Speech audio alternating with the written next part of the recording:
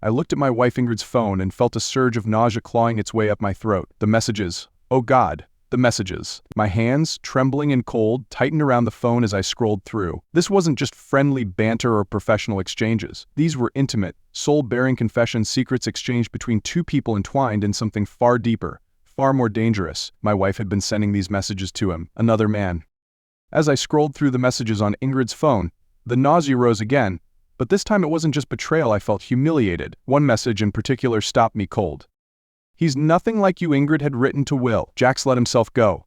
He's gotten fat, sloppy. He doesn't care anymore. You're so much more. Everything. I love the way you take care of yourself. He doesn't even try. My breath hitched. Fat, sloppy. I stared at the words, each one like a slap to the face. This is how she saw me. The man I used to be. How far had I fallen in her eyes? I used to be someone she adored, someone who turned heads in a room. I wasn't always like this. I remembered the days when I was fit, when women would glance in my direction, sometimes lingering longer than they should. I was confident, sharp, in control. Back then, Ingrid had been one of them, one of those women who couldn't take her eyes off me. She pursued me relentlessly, flirting with me until I finally gave in, charmed by her boldness and passion. I remembered how Ingrid's laughter echoed in the room, the way she'd hang on to every word I said. She was a food enthusiast, a lover of indulgence, and I'd playfully tease her about how she could spend hundreds on some delicacy, only to take a single bite. But she'd laugh and say, I can't help it, Jack. It's about the experience. Don't worry, I'll share it with you. Besides, you're adorable when you're all chubby and happy. I'd laugh along, not realizing how quickly those words, once spoken with affection, had turned into weapons she now used against me in secret. Adorable. I thought bitterly. Now I was just fat and sloppy. The words burned in my mind.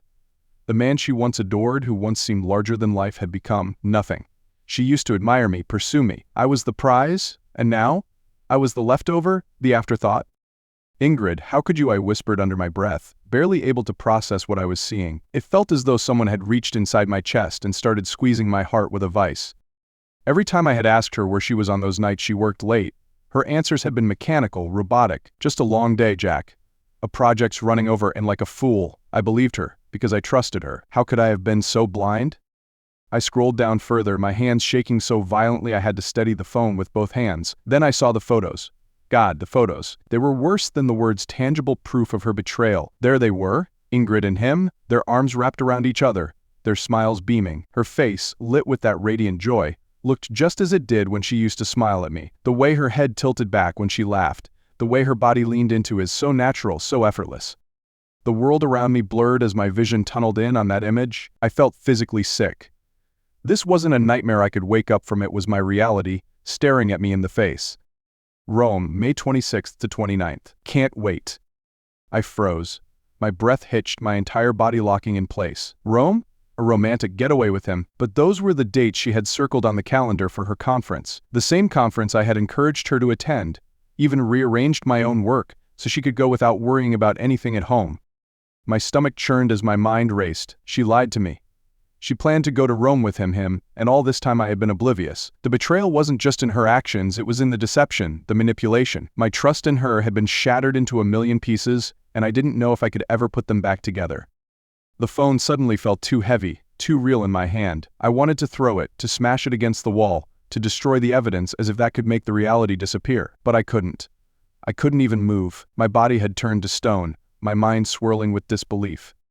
How could she do this to me? My voice broke, a strangled sound in the silence of the room. I gave her everything, my loyalty, my heart, everything I had, and now it was all lying in ruins at my feet. I was still frozen in that nightmare when I heard her voice, distant at first, but coming closer. Jack, have you seen my phone?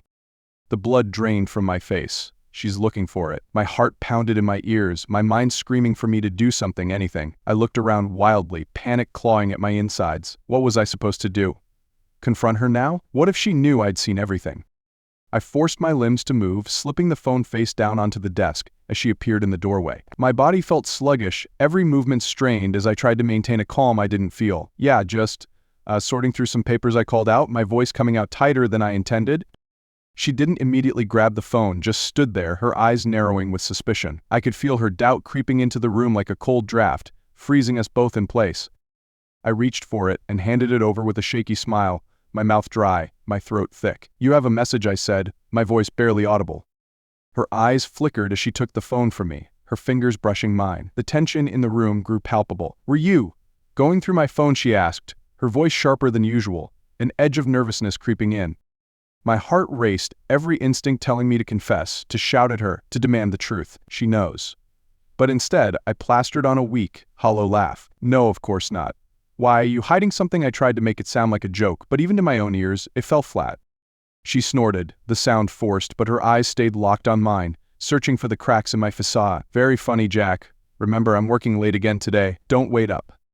She leaned in to kiss me on the cheek, her movements stiff, mechanical, and for a moment, I thought about grabbing her, pulling her close, and forcing her to look at me, to really see me. But she turned and walked out before I could even gather my thoughts. I stood there, listening to the door click shut behind her, and I felt a hollowness expand inside me. Who the hell was I anymore? I slumped into the chair, my body heavy with despair. My gaze fell on a framed photo on the desk, us, smiling at some family event years ago. How long ago was it now? When did we stop smiling like that? When did she stop loving me? I looked into the mirror, at the man staring back at me. He was a stranger. I was a stranger to myself, to my wife, to everything I thought I knew. My once sharp appearance now replaced with an unkempt, disheveled figure. No wonder she looked for comfort elsewhere. I had let myself go, in every possible way. The anger hit me hard, rising like a fire in my chest. This wasn't just her fault. It was mine, too. I had checked out of our marriage long before she had. I'd stopped trying. I let the passion fade, let the silence grow between us until it was all-consuming. I had given her space, thinking it was what she needed, but in doing so I had pushed her right into the arms of another man. But then I thought of Rome. There's still time. They hadn't crossed that final line yet. I could feel it in my gut. If I didn't act now, if I didn't fight for her, Rome would be the final nail in the coffin of our marriage. A sudden determination took hold of me, cutting through the despair. If I wanted Ingrid back, if I wanted to save this mess, I had to become the man she fell in love with again, the man she couldn't wait to come home to. I wasn't going to lose her without a fight. I grabbed my phone and quickly typed a message to Nick, an old friend I hadn't spoken to in ages. "Nick, I need your help. I have 2 months to save my marriage. Will you train me?" My thumb hovered over the send button for a split second before I hit it. It was desperate.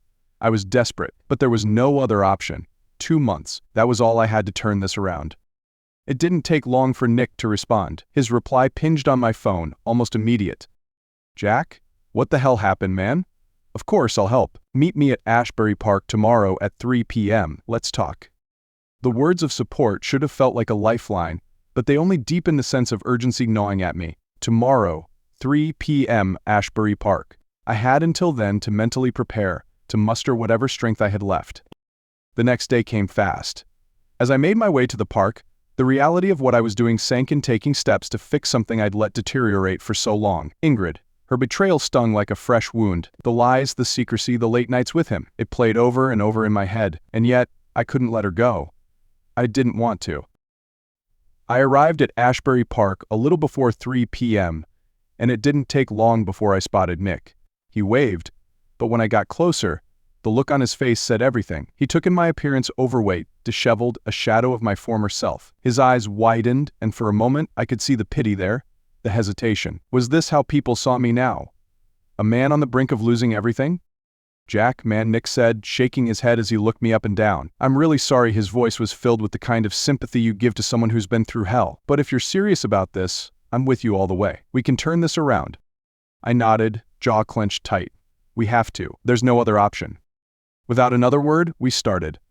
The workout was hell. Nick didn't take it easy on me, and I didn't expect him to. Each push-up, each lap around the park was excruciating, my muscles screaming in protest. But every time I thought I couldn't do another rep, I thought of them, Ingrid and him, while laughing together, sharing private moments that used to be ours. It sent a bolt of anger through me, fueling my drive.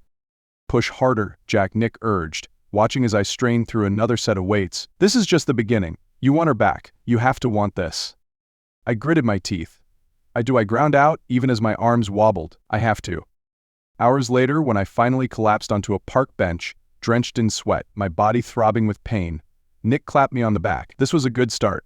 We'll meet 3 times a week. You keep this up, and I promise you'll see results." I nodded, too winded to speak, but the determination was there, burning through every sore muscle.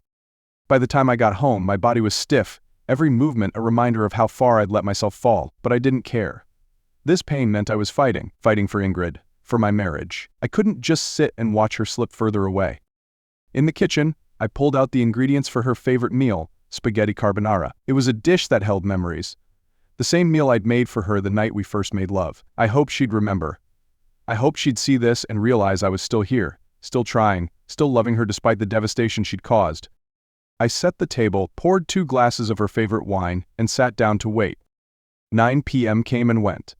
I sat there, staring at the clock, the food growing cold on the table. My hands tightened around the stem of the wine glass as I replayed the last few weeks in my head, the late nights, the excuses, the lies. She wasn't at work. She was with him. Will? Finally, the door creaked open, and I heard her soft footsteps. Ingrid. She was home. My heart lifted, even though I knew what was coming. She barely glanced at the table as she walked in, her eyes tired and distant. "Oh, you cooked," she said flatly, not even bothering to sit down. I could tell she'd already eaten. With him. My chest tightened, the hope I'd been clinging to slipping through my fingers like sand. I swallowed the lump in my throat, forcing a smile. "Yeah, spaghetti carbonara, your favorite." "Thanks," she mumbled, walking past the table without so much as a second look. She headed straight upstairs, her footsteps heavy with disinterest.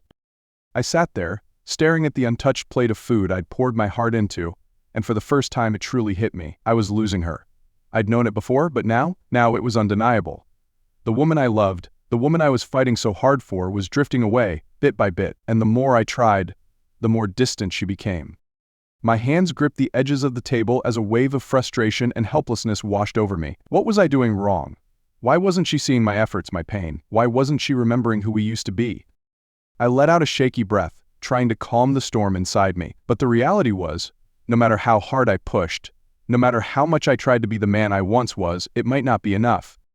The days dragged on, each one a grueling test of patience and endurance. I worked out with Nick 3 times a week, pushing my body harder than I ever had before. The sweat, the pain, the exhaustion, it all felt like penance, as if I was paying for the years I let myself slip away. Each rep, each strained breath was a desperate attempt to claw my way back to the man I used to be, to the man Ingrid had loved.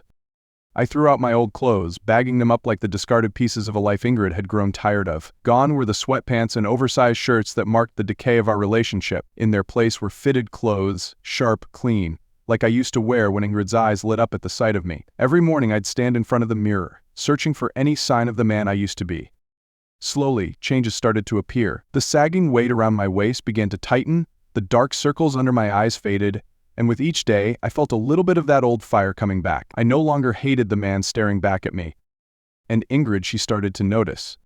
One evening, she came home a little earlier than usual, her eyes lingering on me longer than they had in months. There was something in her gaze, a curiosity that I hadn't seen in ages.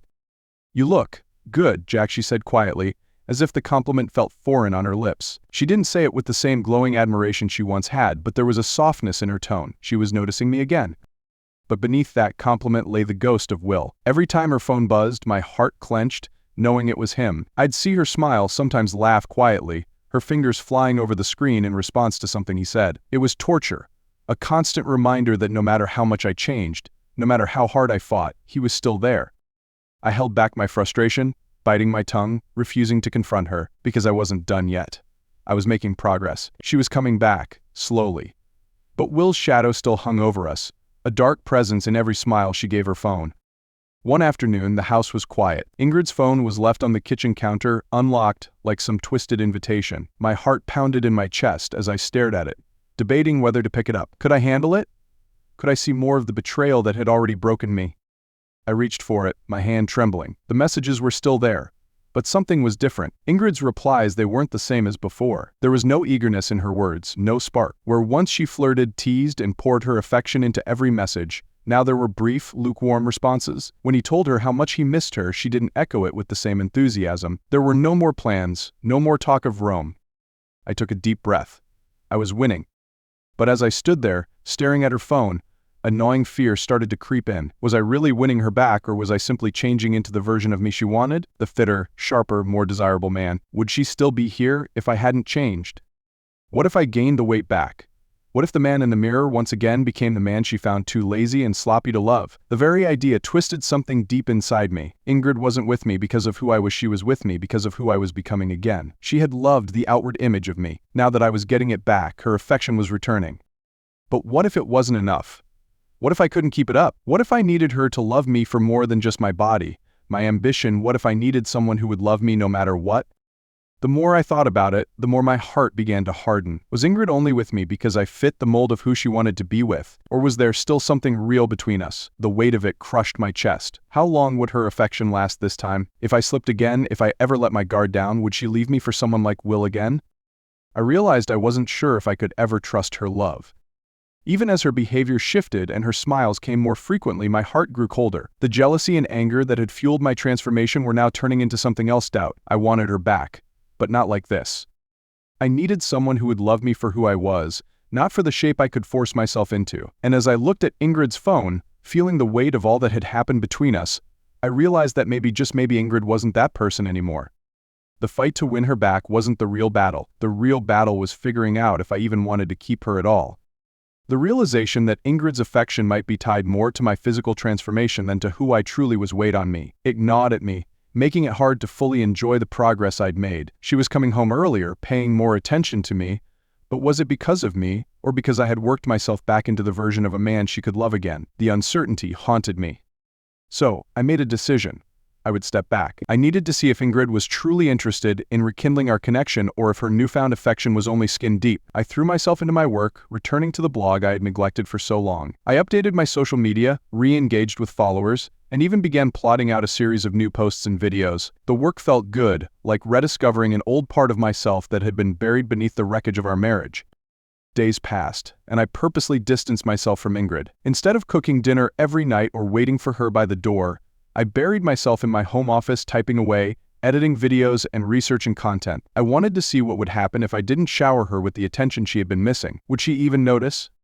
The first evening, she seemed a little puzzled when I stayed late in my office, only emerging for a quick bite of food before heading back to work. I felt her watching me as I sat in front of the computer, her eyes searching my face for an explanation, but I gave her none. By the second night, she was trying harder to engage with me. "Jack, are you coming to bed?" she asked, standing in the doorway of my office. There was a nervousness in her voice, as if she wasn't used to the idea of me being the one too busy for her. "I have a lot to catch up on," I replied without looking up from my screen. "Don't wait up." I heard her let out a small sigh before she left, but I didn't follow her. That was the test I needed to see if this was real, if she truly wanted to reconnect, or if it was just about what I represented to her. On the third day, I came home from a run, sweat dripping down my back, to find her in the kitchen, cooking. It was spaghetti carbonara, the meal I had cooked for her weeks ago in a desperate attempt to remind her of us. Now, she was making it for me. She glanced up when I entered, her face lighting up as she wiped her hands on a dish towel. "I made dinner," she said, her voice laced with a kind of hopefulness that wasn't there before. "I thought we could eat together. It's been a while." I could feel her trying. There was a vulnerability in her eyes, an unspoken fear that maybe I wasn't hers anymore. The tables had turned, and for the first time in a long time I had the power in the relationship. But I wasn't going to make it easy for her. "Smells good," I said casually, grabbing a glass of water and walking past her. "But I've got some work to finish first." Maybe later. I left her standing there, her disappointment palpable. That night, as I worked on a blog post about personal finance, I could hear her pacing outside my office, her footsteps soft but persistent. Eventually, she knocked on the door. "Jack," her voice was softer than usual, almost pleading. I turned in my chair to face her. She was standing there in her pajamas, looking smaller, more uncertain than I had ever seen her. "I miss you," she admitted, stepping into the room. "You've been so distant."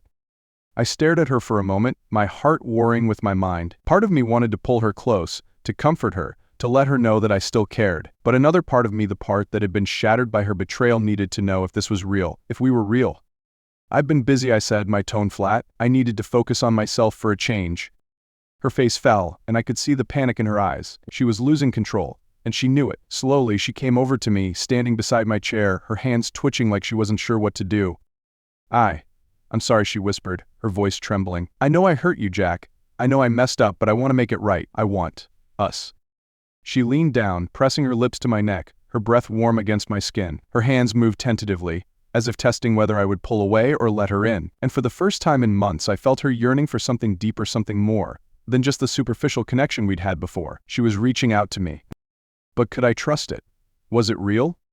I turned to face her, and she cupped my face in her hands, her eyes searching mine. There was desperation in her gaze, a raw vulnerability that I hadn't seen in her before. She was fighting for me now, fighting for what we had lost. "Do you love me, Ingrid?" I asked, my voice thick with emotion. She didn't hesitate. "Yes, Jack. I love you. I've always loved you."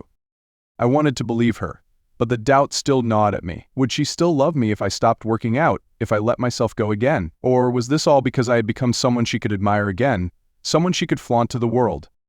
Instead of answering, I pulled her into my lap, my arms wrapping around her tightly. She clung to me, her head resting on my shoulder, and for a moment, it felt like everything might be okay. Like maybe, just maybe, we could find our way back to each other. But as I held her, the doubt lingered. Was this love real, unconditional love, or was this just the Ingrid who only loved me when I was someone worth loving? That night, she tried to be intimate, but I stopped her. I needed more than that.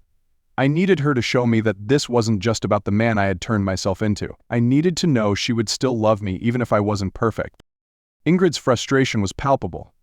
As the days passed, she grew more distant, her attempts at intimacy turning into quiet disappointment. She wasn't used to this version of me, the version that didn't bend to her every need, that didn't chase after her the moment she looked away. I wasn't that man anymore. Now, I spent most of my time working, pushing my blog harder than ever, and the rest at the gym, sculpting my body as if it were a battleground where I could win back control.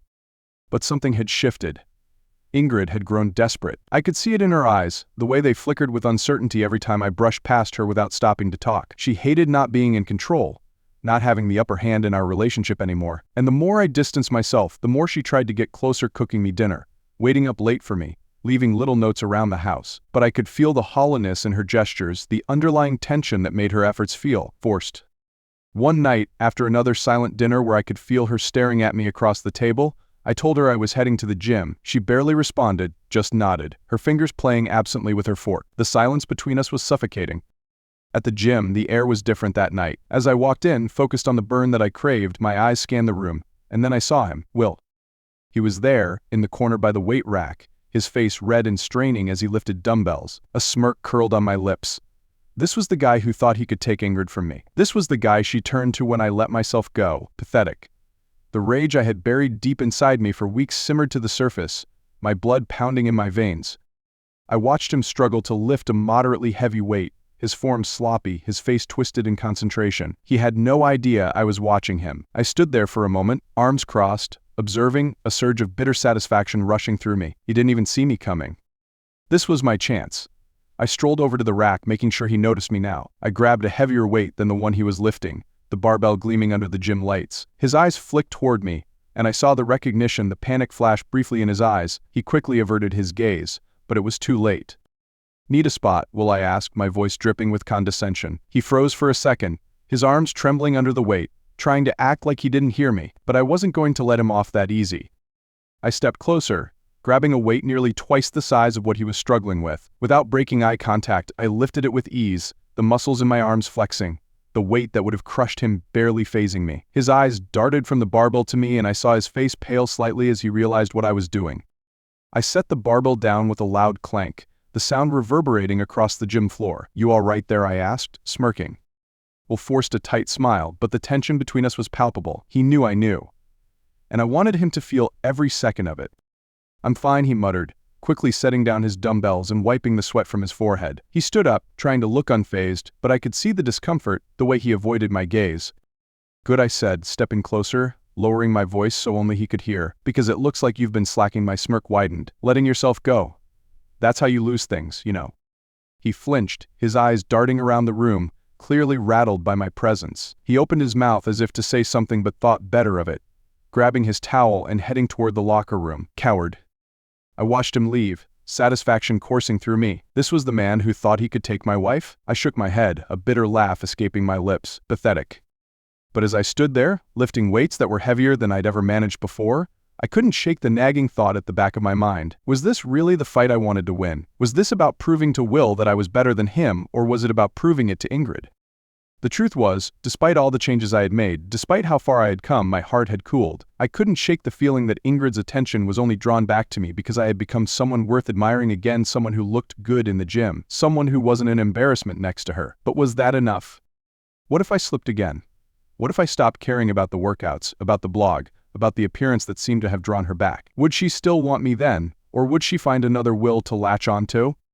The question gnawed at me as I finished my set, my muscles burning with the effort. I didn't want to be someone's trophy. I didn't want to be loved for what I looked like, for what I could become. I wanted to be loved for who I was, flaws and all.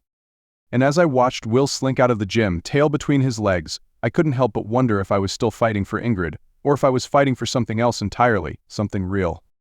I returned home after that grueling workout, my muscles aching, but my mind even more exhausted. The confrontation with Will had stirred something in me, something raw, something unresolved. I needed space, I needed to think, but as soon as I walked through the door, I realized I wasn't going to get it.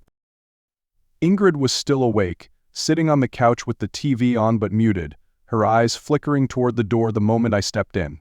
She looked nervous, almost as if she'd been waiting for this moment. Her body tensed, her fingers gripping the edge of the blanket draped across her lap. She knew. "Jack," she began softly, her voice laced with anxiety. "We need to talk." She stood up slowly, as if afraid I'd bolt if she moved too fast. I sighed, feeling the weight of everything: the gym, the confrontation with Will, the past few months of pretending like I didn't notice her trying to reel me back in. But I couldn't avoid this conversation forever. I dropped my gym bag by the door and leaned against the wall, crossing my arms. "What do you want to talk about, Ingrid?" I asked, my voice steady, almost detached. I was prepared for whatever excuse she was going to give. She hesitated, wringing her hands together, and for the first time in a long while, I saw genuine fear in her eyes. I feel like you're avoiding me," she said, her voice trembling slightly. "You're here, but you're not." I raised an eyebrow, the irony of the situation not lost on me. She had been the one distant for so long, drifting into someone else's arms, someone else's life, while I sat there, oblivious. And now she was asking me why I was avoiding her? "I'm not avoiding you," I replied calmly, though I knew it wasn't entirely true. "I've just been busy." She shook her head, her frustration breaking through. "No, Jack. It's more than that. You've been distant emotionally. You're here, but you're not really here with me." Her voice cracked, and for the first time, I saw tears welling up in her eyes. What did I do wrong? Where did I go wrong? That question hit me hard. There she was, standing in front of me, asking a question that she already knew the answer to, but not in the way she was pretending. She knew where she had gone wrong. She knew the betrayal that had torn us apart, the lies, the secrets, the texts to Will that had shattered everything we once had. And yet, she asked anyway, as if she wanted me to lay it all out in the open, to name her mistakes for her. Maybe it was her way of seeking absolution, of pushing me to forgive her without her ever having to say it. I took a deep breath, staring at her for a long moment. Ingrid knew what she had done, but she wasn't ready to face the full weight of it. Not yet. "You're asking me what you did wrong?" I asked quietly, stepping forward. I could see her flinch slightly at the edge in my voice. "Ingrid, you know the answer to that question." She swallowed hard, her gaze dropping to the floor as she nodded slowly. I know, Jack," she whispered. "I know I messed up. I know I hurt you. But I've been trying, haven't I? I've been trying to make things right again." The room filled with a heavy silence, and for a moment, all I could hear was the faint sound of the TV in the background, the muted buzz of life going on outside our little bubble of tension. I let out a breath, running a hand through my hair. "Ingrid, you've been trying, yes, but you haven't really dealt with what happened. You haven't faced the truth of it." She looked up at me, her face streaked with tears now, but her expression was still laced with confusion, like she didn't quite understand what I was saying. "What do you mean?" I said, my voice tightening. "You've been doing all these little things, cooking, waiting up for me, trying to be affectionate, but you're not confronting the real issue. You're avoiding it, just like you avoided me when you were with him." The words hung in the air between us, the weight of my accusation hitting her like a punch to the gut. Her breath hitched, and she stumbled back slightly, her face pale. I wasn't avoiding you," she whispered. "I was lost, Jack. I was confused." Confused, I laughed bitterly. "No, Ingrid, you knew exactly what you were doing. You knew exactly where you were going, and who you were going to. You didn't trip and fall into an affair. You chose that." I felt the anger rise, the frustration of months of betrayal finally spilling out. "And now, after all this time, you ask me what you did wrong." She shook her head, her tears falling freely now. "I'm sorry," she sobbed. "I'm so sorry, Jack. I don't know what else to say. I've been trying to make it up to you, to fix things." I stared at her, feeling the exhaustion set in the weight of everything we'd been through, and everything we hadn't said. "And that's the problem, Ingrid. You think you can fix this with gestures, with acts of affection. But this isn't about cooking dinner or staying up late for me. It's about trust. It's about the fact that I don't know if I can ever trust you again." She gasped, her hands covering her mouth, but she didn't deny it. She couldn't. I let the silence settle between us, feeling the emptiness of our once vibrant marriage stretch across the room. There was no easy fix. No amount of cooking or waiting up could undo what had been broken. "You know what you did wrong, Ingrid," I said finally, my voice calm but cold. "You just don't want to admit it to yourself." She stood there, silent, her body trembling, and I felt something inside me shift. I wasn't angry anymore. I was just tired. Tired. Without another word, I turned and walked toward the bedroom, leaving her standing there in the dim light of the living room, her tears the only sound left echoing through the silence. I needed space, and so did she. I couldn't be the one to help her anymore. After that night, things between Ingrid and me shifted again, but not in the way she hoped. She kept trying to fix what was broken, trying to act like we could go back to the way things were. But I couldn't shake the feeling that it was all surface level. She was doing the things a wife should do, but the deeper issue, the betrayal, still loomed large between us. Every smile, every touch, felt rehearsed, like she was going through the motions, checking off boxes to prove she was making amends, but I wasn't convinced. I was distant, focused on my work, the gym, anything to avoid dealing with the emotional minefield that lay between us. She noticed. How could she not? And slowly, her patience began to crack. One evening, after I'd returned from the gym, Ingrid was in the kitchen, stirring a pot of something on the stove. The smell of food filled the house, but there was no warmth. The air felt tense, heavy, like it had been for months. I walked past her without saying much, heading straight to my office to finish some work.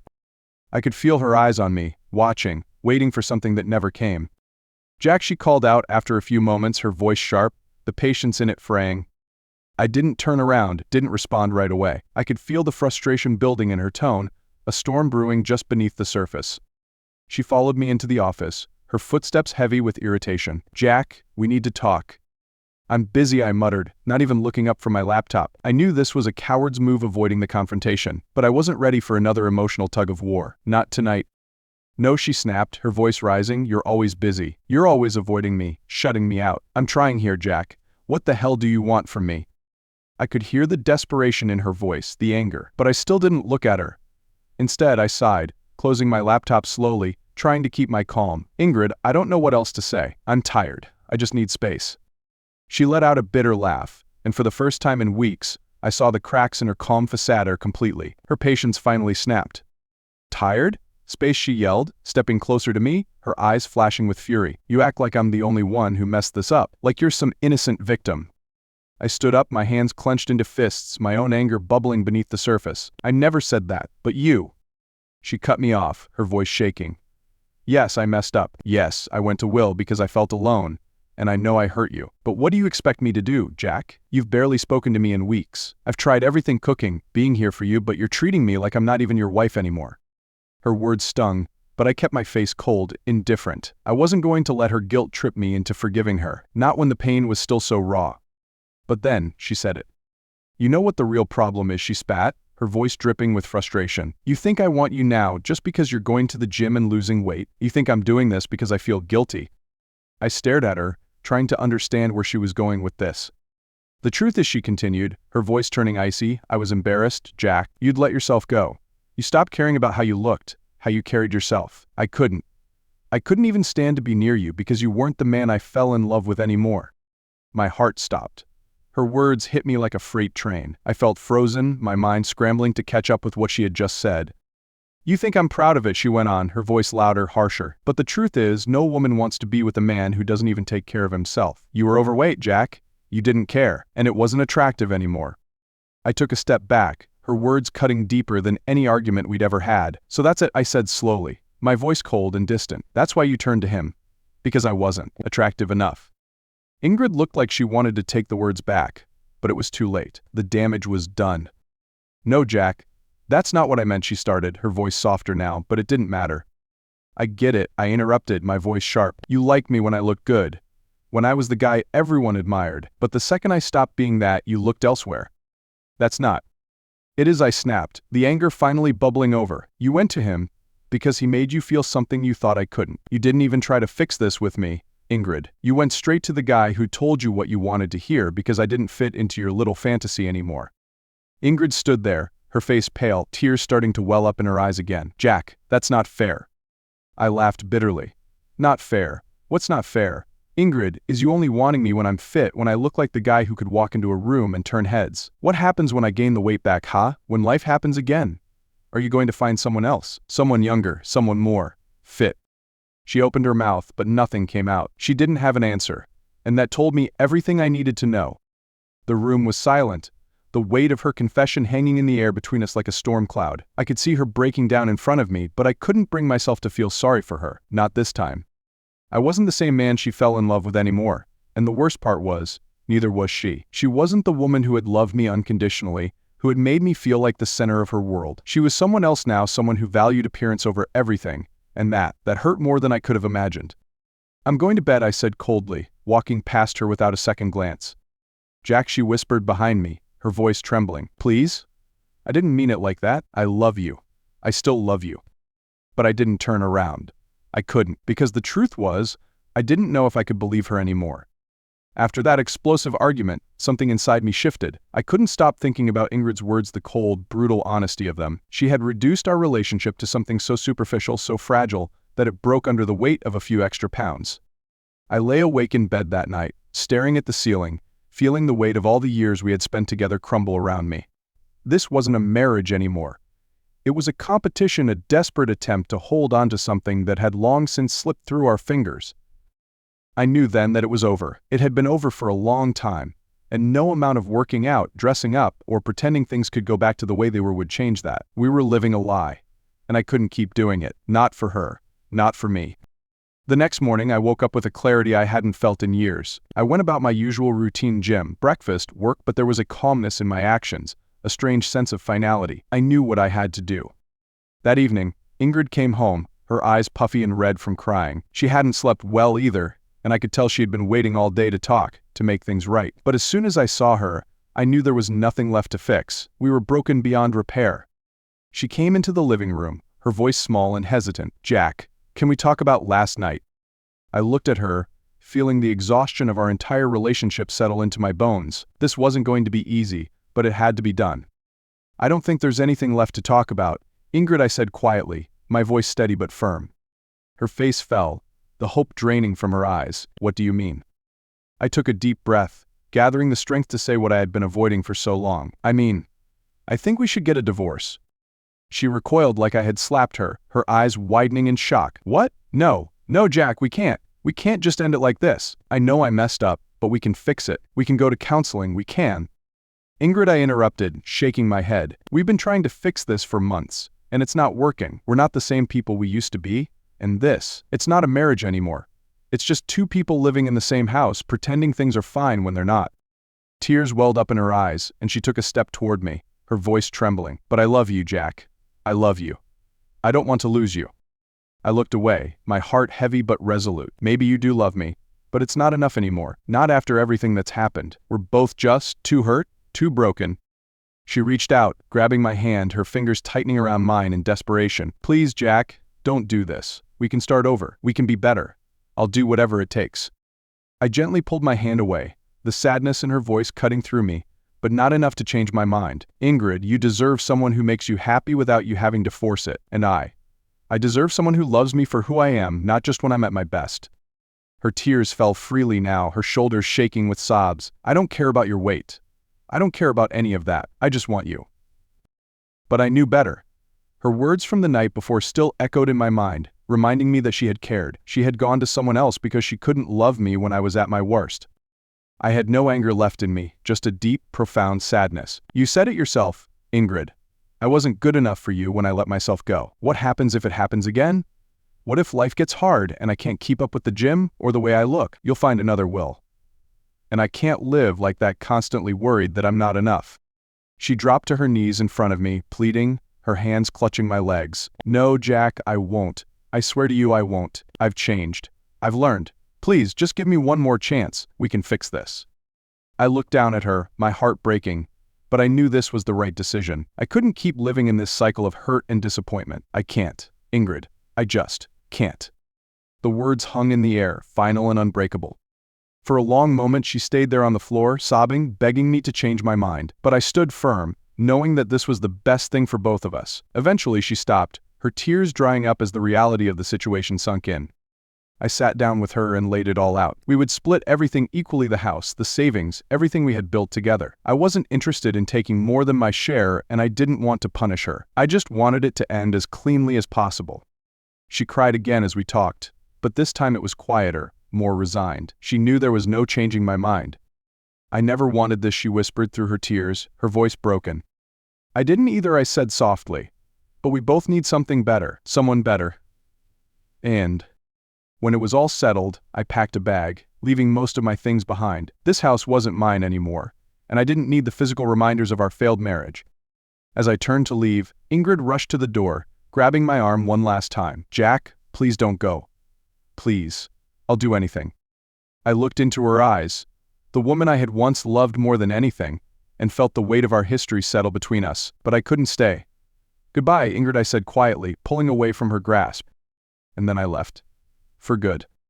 As I drove away, the tears finally came, but they weren't tears of regret. They were tears of relief that I had finally let go of something that had been dragging me down for so long. In the days that followed, I focused on myself, not on proving anything to anyone, but on being the best version of me. I kept up with the gym, but this time it wasn't about impressing anyone or trying to win someone back. It was for me. To feel good, to feel strong. And I worked harder than ever building my career, my life on my terms. I realized that I didn't need to be perfect to deserve love. I just needed to be me. And the right person would love me for that, flaws and all. Ingrid had shown me that life was too short to pretend to be something I wasn't. I deserved someone who would love me unconditionally whether I was fit and sharp or struggling to find my way. I wasn't sure where the future would take me, but one thing was clear. I wasn't going to let anyone dictate my worth ever again. I would work hard, stay true to myself, and be the man I wanted to be, not for anyone else, but for me. And that was the most freeing realization of all. I was finally free.